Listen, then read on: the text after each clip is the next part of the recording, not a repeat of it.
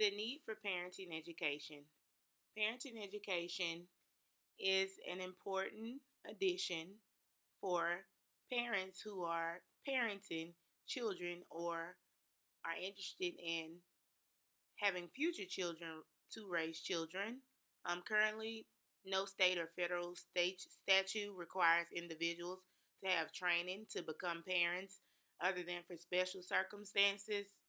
A lot of educators and professionals feel that the need of parenting education is great advice for parents to, have to improve parenting skills, but also along with parenting, unless they're like um, just harmful situation that the children may be in, or if they're fostering, like if they're foster parents or adopting children, such as being becoming foster parents, or if you're interested in becoming parents. Most of the time, parenting education is only used for those type of circumstances at all. Current guidelines for parenting varies due to research findings and other contemporary parenting.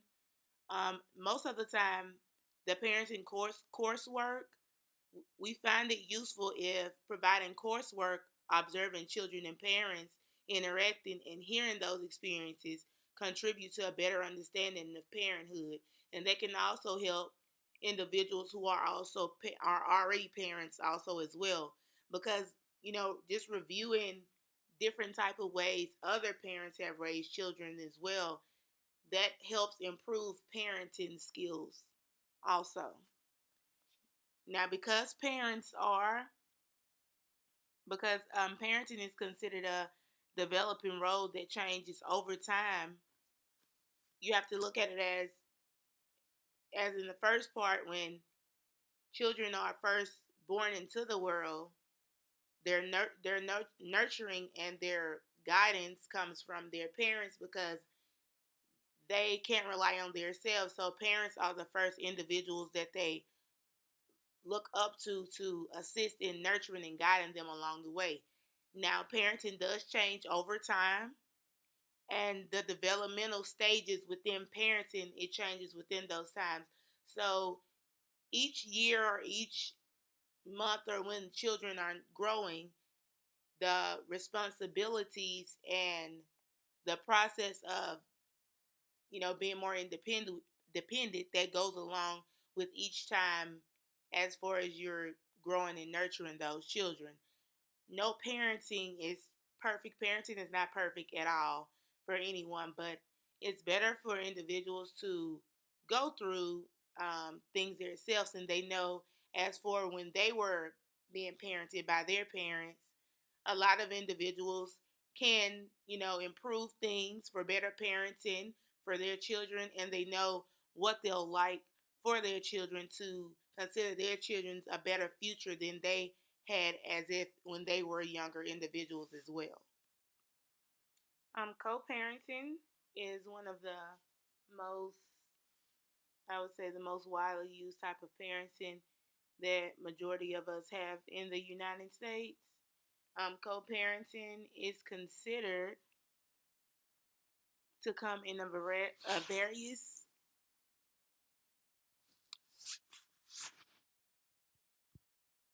Okay, co-parenting refers to when various people team up and collaborate in the parenting process.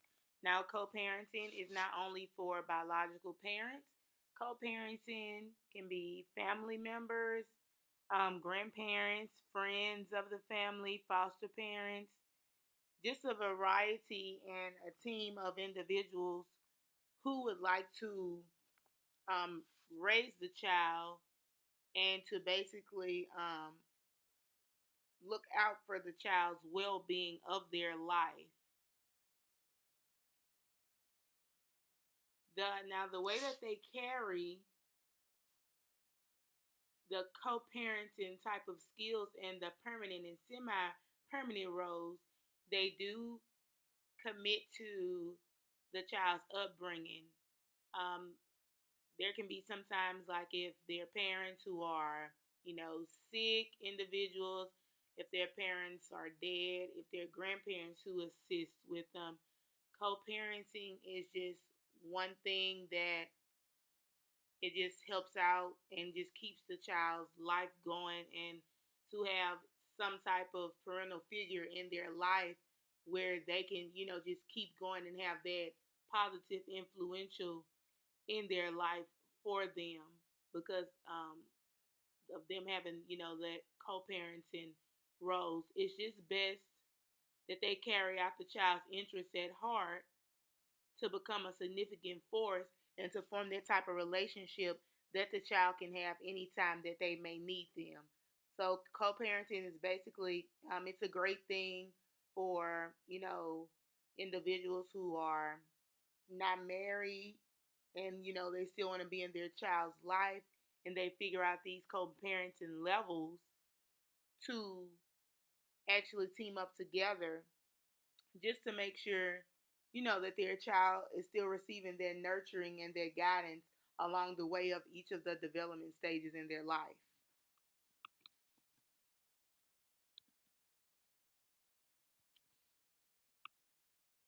The concepts of parenting. Originally, parenthood is referred to as sexual reproduction. Sexual reproduction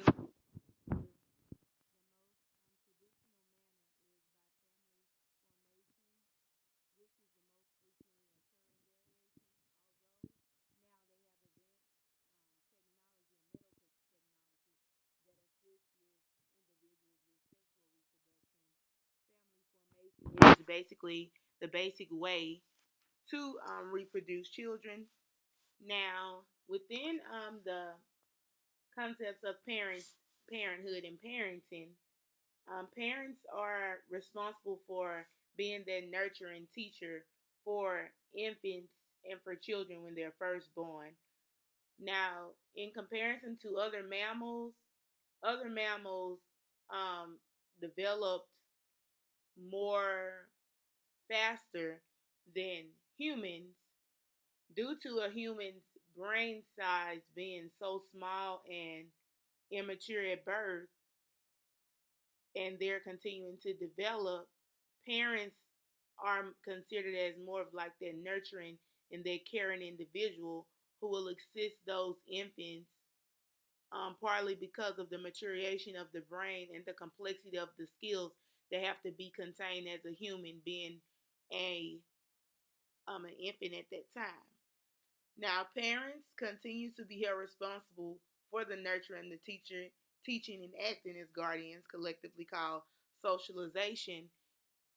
Socialization is considered basically preparing their children for adulthood and preparing the children for everyday life with the basic skills of um, just the basic rules of social functioning and instilling those important values within them. Now, in the past, parents were also considered educators as well, but due to children being in school now, they basically leave reading, writing, and calculations up to the teachers now as a responsibility for teachers to assist with that development type also. But also as well, parents are still considered like a teacher for students as well. I'm sorry, they're considered a teacher for their children who are students as well, because they're going through their everyday life, and it's like that they're students of, and they're still the teachers, because those parents are teaching those children from day one, from the beginning, as infants of their everyday lifestyle and things. The ecology of and characteristics of parenthood. Now, basically, the ecological perspective, the definition of it is basically for ecology is when the biology examines the interrelationships between organisms and the environment. So, how that affects the ecological perspective and development, how it takes place within the parent and child, it basically depends on the environments that the child lives in, basically determines that parent-child relationship and the interactions within the environmental systems that basically creates and develops that parent-child relationship. Now, along with the parent-child relationship are some characteristics and some traits that go along with it. Number one is the parenthood that is a social construct. Now, parenthood being a social construct is basically based on like the values, the beliefs, and the norms that you need to take care of the children. So, most parents, provide those norms and beliefs that they go by to instill in those children, for those children to learn as well and to cope with their environment. Number two is the relationship between parents and children is a subsystem of the larger social system that we call of a family.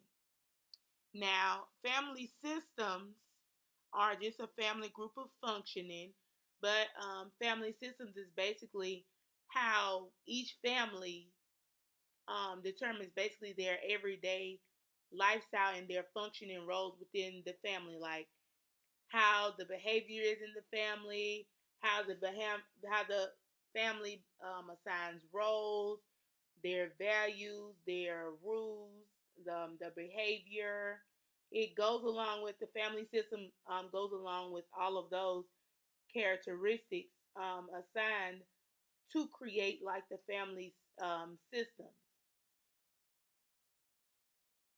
Now, along within those family systems, there are also subsystems within the relationship between the parents and children. There are also those subsystems, and subsystems are just for those larger family systems with like in within the functioning of those groups. And within those subsystems, the main priority that we have for those children within the parent-child relationship is moving towards maturity and the effectiveness of the adult functioning for those children.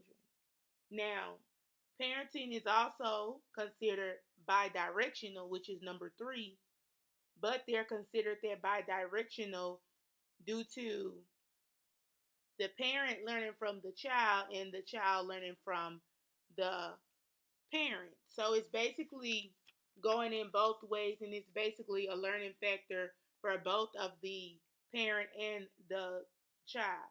But their mutual influence, because it changes so constantly, the development of nature and their relationship basically changes over the course of the lifespan within the parent and the child. So it's basically that bidirectional learning perspective for the parent and the child. Now, number four is when the parent is a developmental role that can continue over the lifespan. Now, because parenting can also affect the parent's behavior, it also must adapt to the children's developmental and the children's attitude and developmental changes as well. Because if it doesn't, it can have, the negative or positive effects on how children get the conceptual value of learning, mutual things and learning those basic nurturing and environmental things to survive. Now, this also occurs over lifespan. It can also be involved. It can involve like just the quality and characteristics of the relationship that can change accordingly to those situations as well. So that's why it's considered basically as for parents to be more as like positive and have their behaviors adapt to their children's behaviors as well. Okay, now with the historical changes in parent child relations, current ideas about parenting evolve from past beliefs. Now, normally, as we know, the parenting within the historical ages and times are basically way different as in today on the views of parenting. Views of parenting and childhood were very different historically. Now, as far as the views of the parenting, although they were different, the ideas about the parenting and children still being loved the same, that's about the only thing that stayed the same within the historical changes and within the parenting lifestyles that we have today. Now, changes also are viewed within the historical time and the time period that we are now, viewing like the way that parents conduct, like their parenting behavior, like their parenting behavior styles, and basically also within like the child rearing practices that they have also, they have drastically changed, over the years and over the time periods throughout the time frame of the childhood. Now, children are considered more now um, as to be our society as being like more child centered, where the child is our major focus and the well being of children. Basically, the environments they're in, the schools they're in, and just basically just their everyday lifestyle. They're more of a focus that we have right now in the in in the society right now in the world.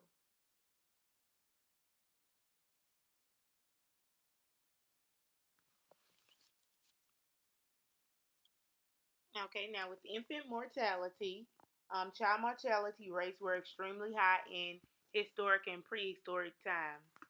Now, within that time period of the prehistoric and historic times, um, children were it was a very limited a number of children within that time period. Now, at many times, they describe that the childhood of a child as being described as a history of death, and the mortality rates were very high within their time period for children. Children were more likely not to survive due to um, measles and mumps. There's a story on page 10 on the figure 1 and 1 where an explanation of to, you know, when children did die, the results of them dying were, usually from like infectious diseases, measles, and scarlet fever. Now, within that time period, child mortality was very high, and according to the archaeological findings, about half of children never reached adulthood due to like those mumps and measles and things. And I'm sure we've all seen, movies and things back from that time. Now, also another reason why children were not, uh, there were not like a large number of children within that time period was due to high threat of death forced parents to basically invest heavily in parent-child bonds, physically caretaking to increase odds of survival and chances on carrying on the family not lineage. Now, there have been times I know where I've looked at, different movies and things where, I mean, basically the parents' way to survive were just to, okay, you kill the you kill the child, or you survive, or it's both of you. But within that time period, was like even reading within history and things, the there were like a very low amount of children within like the infant mortality rate during that time frame, because a lot of children, they never made it to that adulthood phase. They were either killed or died due to lack of nurturing and caring due to sickness also as well.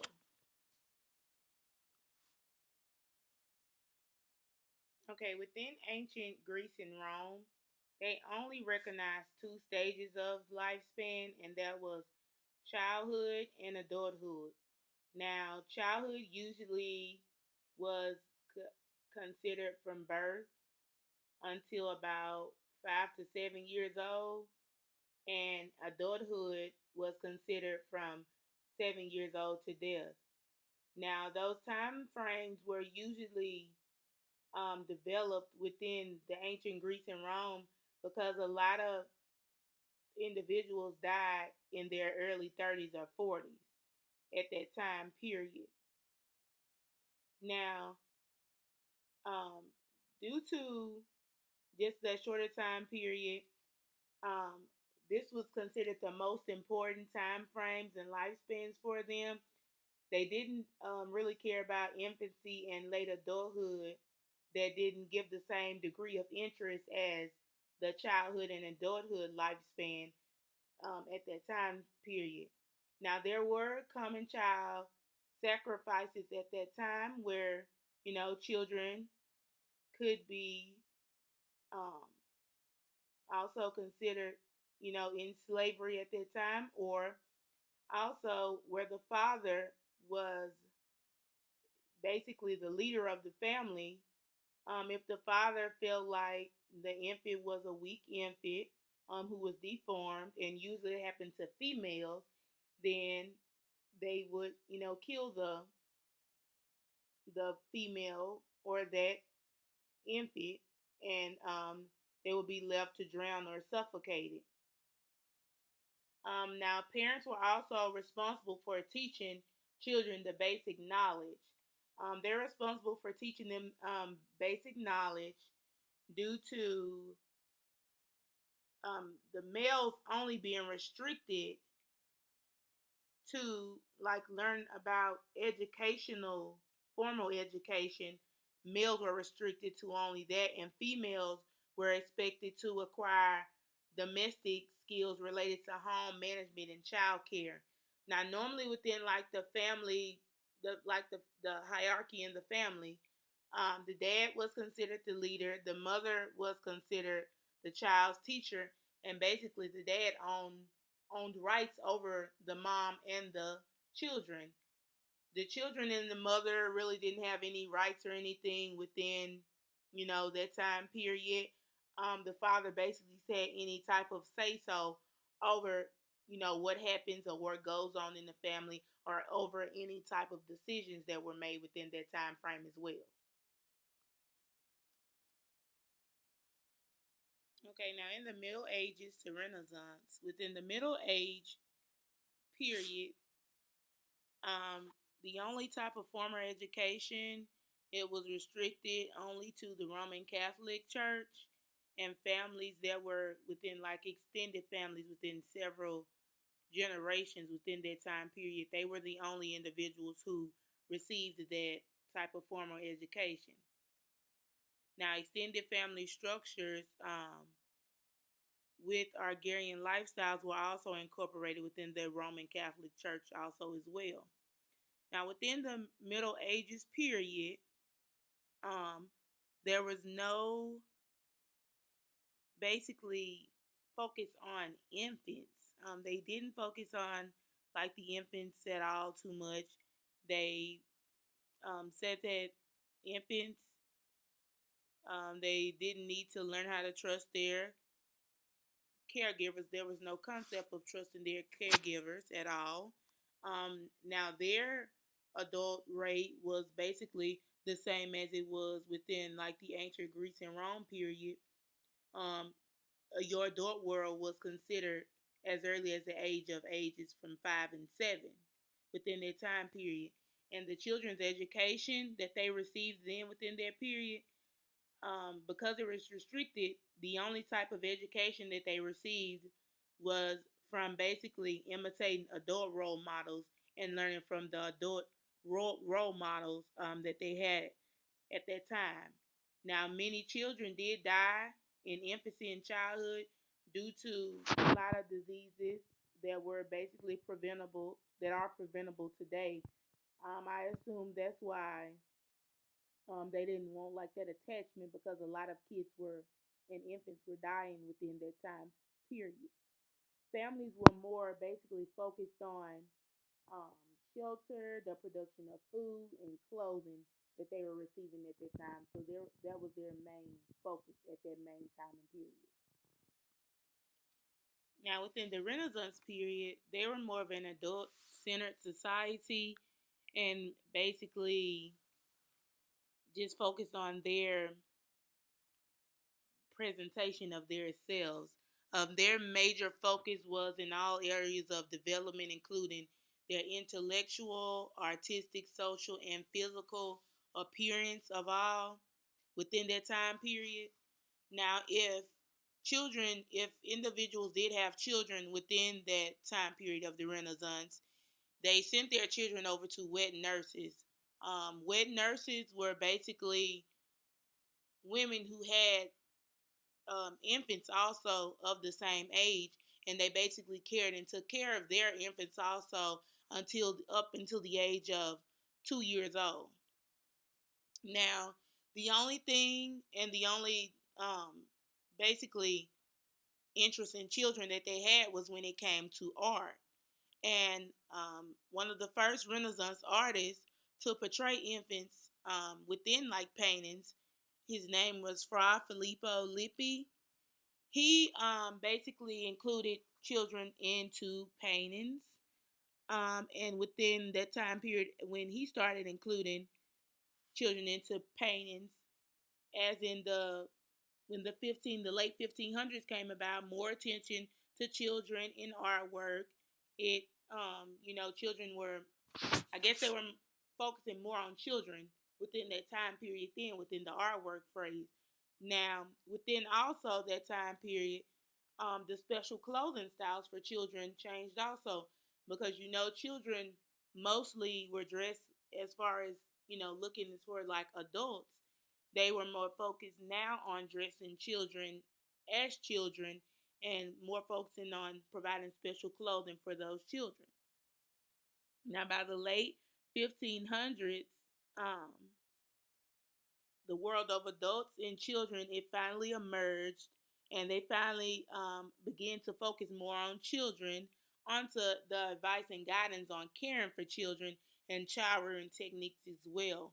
So within the late 1500s, it kind of picked up then where more focus were on children at that time period. Colonial America. Now, within colonial America, um, children were seen as inherently sinful and evil by parents. Parents looked at children as basically being evil and bad. They basically, their main focus within the colonial period were child rearing and child rearing techniques that they used. Now, the idea of the children being bad or evil basically was stemmed from the Puritan religious views, and due from the Puritan religious views, they basically focused on training children and disciplining children to bring more of a religious side of the children, to them. Now they were required to obey their parents and their fathers, but especially their fathers unquestionably. And also, they could not play. Play was considered a sin. The only thing the children could do, like to occupy their time, was to memorize scriptures and religious songs, and that was um, due to them basically like removing it was like removing all of the sins out of them. So that was the only thing that they were to focus on. They were not allowed to play or anything. But within that time period, the parent child relations became the primary model of child rearing. That's all they did within that period was just child rearing at that time. But also during the colonial times, the parents approached their parenting roles in ways that would be today labeled as overly borderline and abusive, we probably would consider that overline, abusive, with the things that they did, because I mean, children play. That's what children do. And to have a child sit through, and to learn scriptures and memorize religious songs to remove sins, we would probably look at it, as kind of harsh for children to do. But that is the way that the colonial American time period, the way that they actually dealt with things within that period. Now, also, yeah, the basic focus was over, parents having total authority. Children had no type of authority over anything. They could not do nothing but just, obey their parents and their mother. They had no authority over anything at all.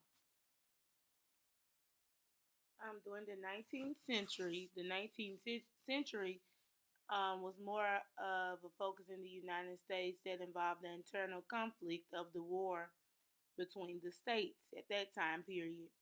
But the parent and childhood topic did emerge within that time period, and they still emerged ideas within that time period as well. Now, there were three contradictory philosophies on how to rear children that emerged in this area. The three were Calvinism, environmentalism, and early developmentalism. Within the Calvinism phase, that was the most strongest approach, which received the most attention within that time period of time. Now, this view advocated stern, harsh use of physical punishment and strict moral instruction. It basically pretty much implied the cause and effect between how a parent raises a child and the outcome of the child's character as well. Now, this approach was basically based on and taught from a journal article that was from a diary that was from Susanna Wesley, and it was basically based off of the Proverbs 22:6, train up a child in the way he should go, and when he is old, he will not depart from it. She basically focused on this in her diaries, and it basically started with ages from as far as like as early as a year old, where individuals, children, were basically corrected on, how to do things and what not to do within their child rearing phase at that time period. So she focused more on um, basically teaching children that early the do's and don'ts. Now, the second philosophy was environmentalism, and this was basically influenced by the writings of John Locke, who was known for his tabula rasa theory of learning. Now, he believed that children were born with their minds and personality like blank slates. So the child rearing experiences that were provided by parents and the traits were manifested in their adult personalities. So they were created within their adult personality phases at that time. Now they also did focus on the child and effect view also on child rearing, but it wasn't viewed as harsh as the Calvinism phase, because mostly within the environmentalism phase, what he depended on children learning based on like through their development, the children would basically learn things based on the exposure to a wide range of experiences while growing up. So that's what they basically focused on within that time period. The child rearing was just based on growing up through those developmental stages. Now, within the early developmentalism phase, this was the third approach on child rearing within the 19th century. That was basically stemming from the movement in Europe. Now, basically, they focused on the child rearing and development within nursery schools and kindergartens that acknowledge the development of immaturity of children. Okay, it was known that if children did not behave appropriately, it was because they did not know any better at that time. But parents were also advised not to be overly concerned um, about breaking a child's will or to be fearful to indulge the child at that time period. And obedience, it was valued within that time period, but it kind of, just basically let parents know, just kind of relax a little. It was a phase that, kids were going through at that time, but everything would basically be okay. This view was considered to be one of the first developmental approaches to children because it emphasized the role of meeting children's developmental needs, the parents' role in shaping the children's personalities, the effects of neglect and harsh punishment, and the effects of gentle care and nurture on development also. Okay, within the 20th century and current trends, within the 20th century, um, child rearing approaches range from increasing permissiveness, encouraged by the writings of Sigmund Freud, Benjamin Spock, and John Watson. Now, these changes occurred and they came about because they were trying to, instead of focusing on more of the physicalness of child rearing, they focused more on behavior modification based on positive reinforcements and rewards instead of just focusing on like the physical punishment to children at that time. Now, it was also encouraged for fathers to be major father figures in children's lives starting from birth on out at that time period because those changes, if fathers were available like during the lifetime of those children, it basically helped those individuals and helped those children to grow, and it basically was an encouragement for those, for those students as well at that time period. Now, the new awareness of equal rights were also due to the civil rights movement.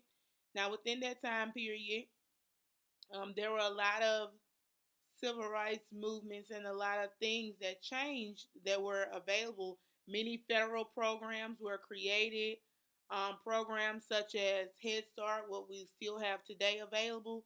It basically focused on the enhancements of family life, the physical well being, and parental involvement at that time period. Also, there was a huge increase in number of employed females. Females were also the roles that females and males like were specified to play within like the different centuries. It basically during the 20th century it was kind of switched up. You had women who were serving in the World War II. They were going out working outside of the home where they were basically forming two income families that were basically a help. So they were actually going out and working now instead of just working from the home. Within the also the 20th century, there was a reach in the peak of teen pregnancy within that time period. Also, now teen pregnancy wasn't something that they drastically supported, but they helped those individuals and accepted the young mothers and the children at that time to to have support and guidance for them as well. Also, the increased awareness of presence of incest and sexual abuse of children by some parents and or family members was also going on in that time period. You had a lot of high ranked individuals who were sexually abusing family members. and children at that time. And also, there were extensive violent behaviors and addictive behaviors that basically led to grandparents and others who basically took over and raised those children when parents were going through these type of situations as well.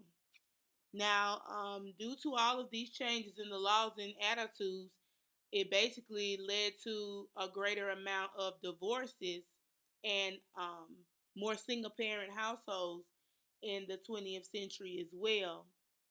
So that was a time period of where basically a lot was going on within that time period, within like the blended families to the changes within divorces or single parent households.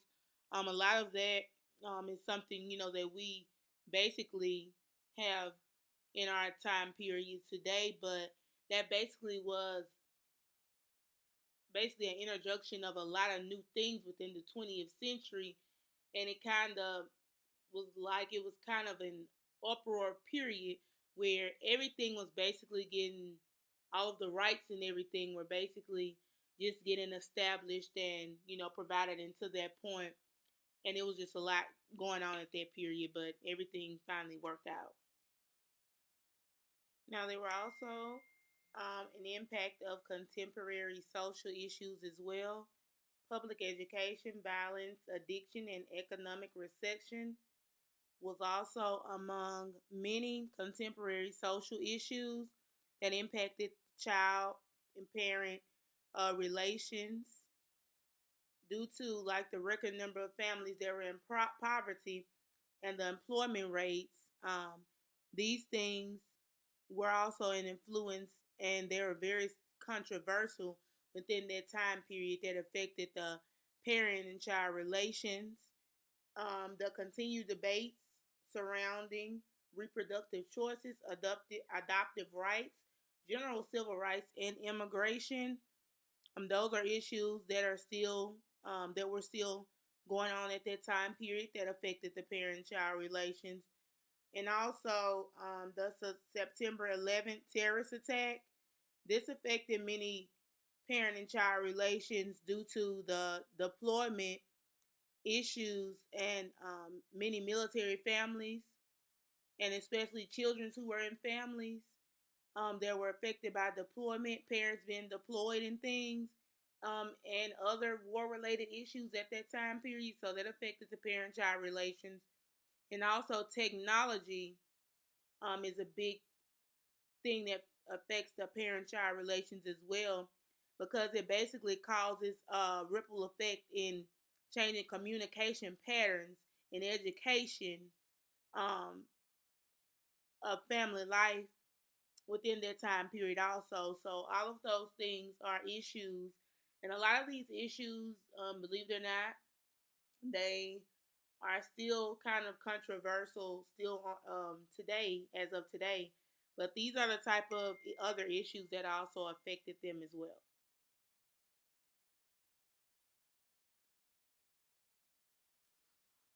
The parenthood role.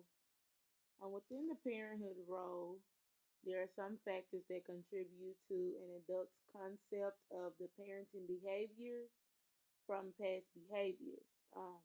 Now, along with the parenthood role, there are predisposing factors that can combine a parenting style and form a parenting blueprint that include the following that are listed: the cultural influences, developmental time, structure and nurture, family of origin influence, disciplinary approach, family ecological factors, and attitudes in parenting styles as well. Now, within the cultural influences, because the differences in social class can cause differences in child rendering, within the middle class, families tend to teach those children to delay the need for gratification, while lower classes promote immediate need for gratification. Most of the lower classes, they do appear most of the time to place greater emphasis on values, unlike the middle class of those individuals also. Now,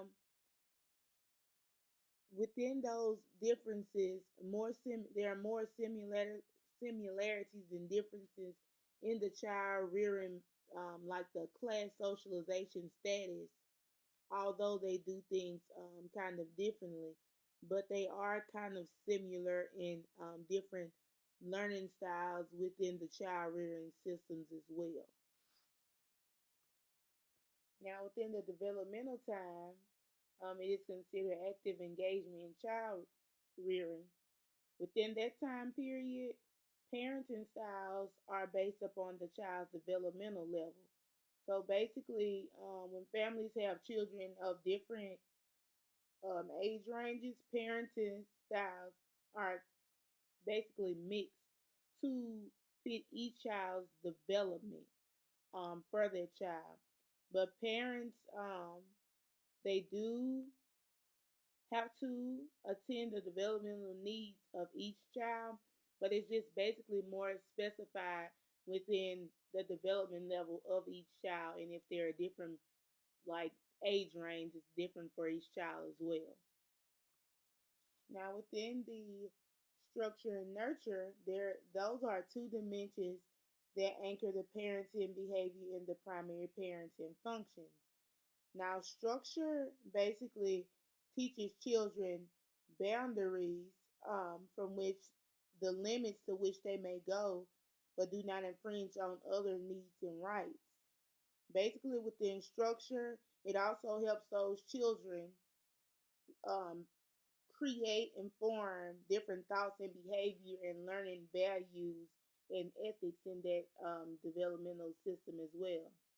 They also develop, within their section, their personal responsibility and their actions for their needs and the things that they do also. Now, it also provides children with a sense of self esteem and growth toward becoming individuals with qualities and traits. So, within their structures section, it's basically like the children are defining themselves. They're basically using all of these characteristics to build their character. Now, within the nurture stage is when is intended to meet a child's unconditional love. It's basically necessary for the health and the growth of the child, but it makes the child learn how to love others. Within this assistive care and support, they're given unconditional ways to support that appropriate attachment to have caring ways and do caring things for others also.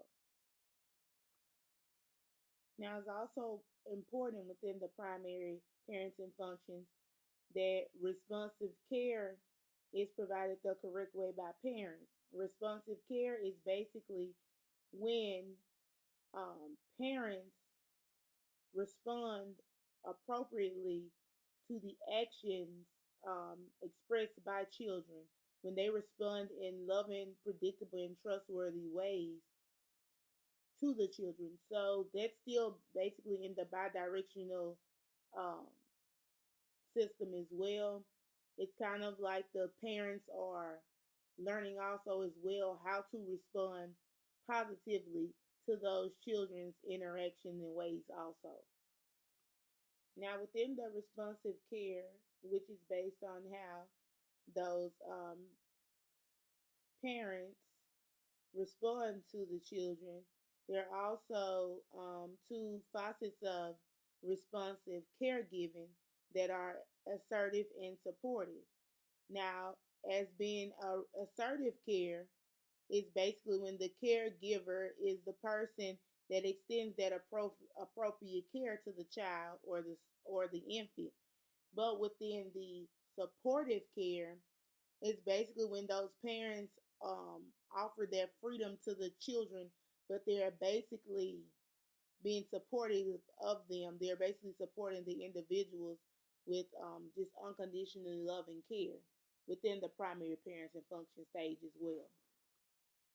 Now, within the family of origin influence, which is modeling from the family of our own childhood, normally if we were raised in a positive household where the type of parenting that your parents were parenting you under was positive, normally we will model those with, our children that we have.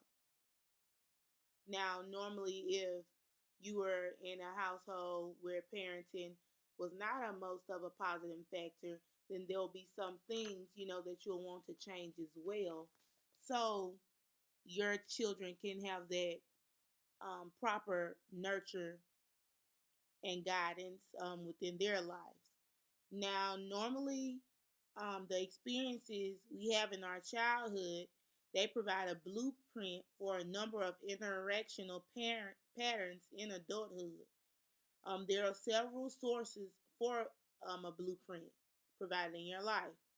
The goals our parents had for our growth and development, the model of parenthood we observed from our parents' behavior, and the influence of parenting models that were handed down from generations to the next. And within this information, which is on page 18 of the book, it basically, just explains to us how we look at, things within our lives and how things are blueprints on how we want to, change things on the way that we were parented as children. Or if you're fine, with that parenting and you would like to model that parenting as well, those are just ways of parenting that we can basically use that serve as models for parenting to develop that illustrate healthy families.